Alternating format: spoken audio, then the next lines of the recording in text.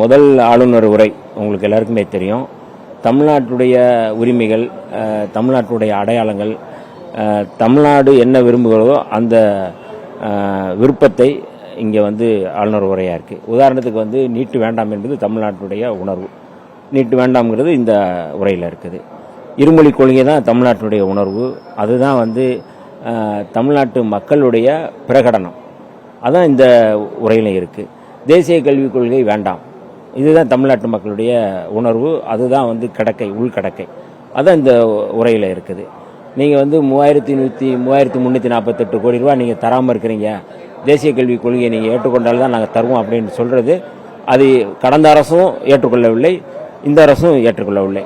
அப்போ எல்லாமே மாநில மக்களுடைய, தமிழ்நாட்டு மக்களுடைய, தமிழர்களுடைய உணர்வை, உரிமையை பிரதிபலிக்கக்கூடிய, பிரகடனப்படுத்தக்கூடிய ஒரு உரையாகத்தான் இருக்குது. அதனால் விமர்சனங்கள் இருக்கலாம் அல்லது முரண்பாடுகள் இருக்கலாம்.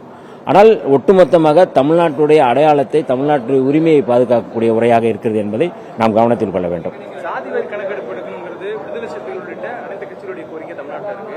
கடந்த அரசுமே இது மத்திய அரசு எடுக்க முடியும்னு சொல்லியிருந்தாங்க. ஆனால் இந்த அரசும் அதே மாதிரி இந்த மத்திய அரசு சாதிவாரி கணக்கெடுப்பை மக்கள் தொகை கணக்கு நடத்தணும், அதுக்கு பிறகு சமூக நீதி கணக்காய்வு நடத்தப்படும் சொல்லியிருக்காங்க.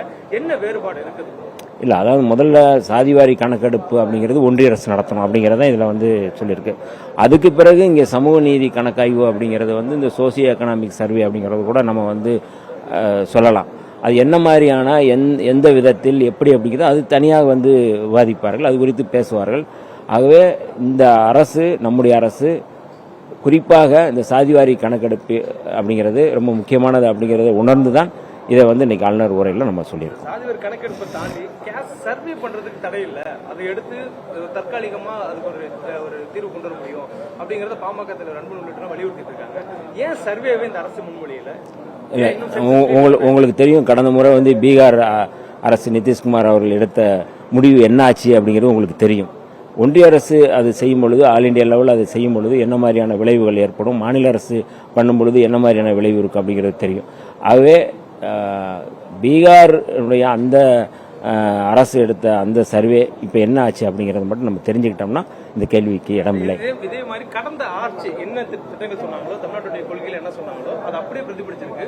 கூடுதலாக கடந்த ஆட்சி மீதான குற்றச்சாட்டுகள் மட்டும்தான் இடம்பெற்றதா சொல்றாங்க. அதுவும் குறிப்பா கனிமவளத்துறையில நாங்கள் முறைப்படுத்துவோம், வருமானத்தை கொண்டு வருவோம், டாஸ்மாக் வருமானத்தை நேரடியாக அரசை கொண்டு வருவோம், அதே போன்று நாங்கள் ஊழலற்ற அரசை கொண்டு வருவோம். கடந்த ஆட்சியில பல தவறுகள் செய்யப்பட்டிருக்குங்கிறத சுட்டி காட்டிருக்காங்க இந்த ஆளுநர் உரையில.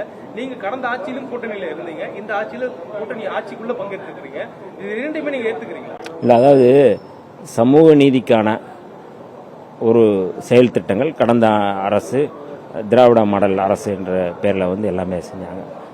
கடந்த காலங்களில் என்ன மாதிரியான நடைமுறைகள் இருந்தோ, என்ன மாதிரியான செயல் திட்டங்கள் இருந்தோ, என்ன மாதிரியான மக்களுக்கான பிரகடனங்கள் இருந்தோ அதுதான் இந்த முறை தொடருது.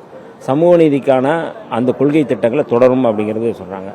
நீங்கள் குறைகள் மற்ற விஷயங்கள் இருக்குது அப்படிங்கிறது அது விமர்சனங்கள் இருக்கத்தான் செய்யும். அது நம்ம அதை மறுக்க முடியாது. இல்லைனா அது குறித்து விவாதிப்பார்கள், அது பிரச்சனை இல்லை.